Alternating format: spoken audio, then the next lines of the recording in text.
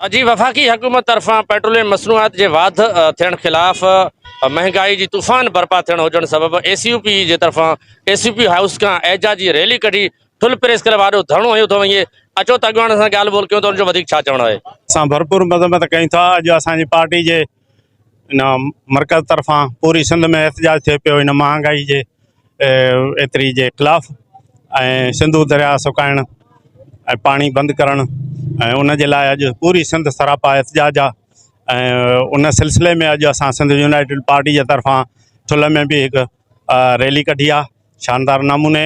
ऐं तव्हां पाण ॾिसो पिया त ही थोरे अरसे में जीअं हिननि हुकूमत संभाली आहे त हिननि हिकु महीने जे दौरान ॾेढ महीने जे दौरान 60 रुपयो जेको आहे पेट्रोल महांगो कयो आहे।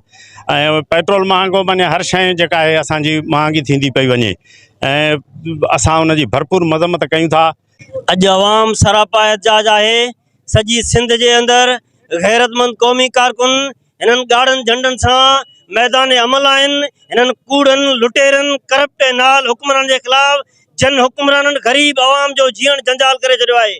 10 ॾींहंनि जे अंदरि 60 रुपयो पेट्रोल ऐं डीज़ल जे अघनि में महांगाई करे आवाम खे हिननि दीवार सां लॻाए छॾियो आहे। अवां ॾिसो खाइण पीअण जी शयूं त महांगियूं कयूं आहिनि पर ग़रीब मिसकिन पोरे जो जेको कफ़न आहे जेको 35-30 में मिलंदो हो उहो कफ़न 10,000 ताणी वञी पहुतो आहे। ग़रीबनि जो जीअण त जंजाल आहे पर हिननि माण्हुनि ग़रीब जो जेको जे मौत खे बि जेको आहे बनाए छॾियो आहे। इन जे करे असां IMF ऐं वर्ल्ड बैंक जे इशारे ते हलंदड़ हुक्मरान खे चितायूं तव्हां पंहिंजे फ़ैसिलनि ते नज़रसानी कयो। अॼु ठुल समेत सॼी सिंध जे अंदरि न फ़क़ति गैरतमंद क़ौमी कारकुन समेत हर मकतब फ़िक्र जो माण्हू सरापा एहतजाज आहे।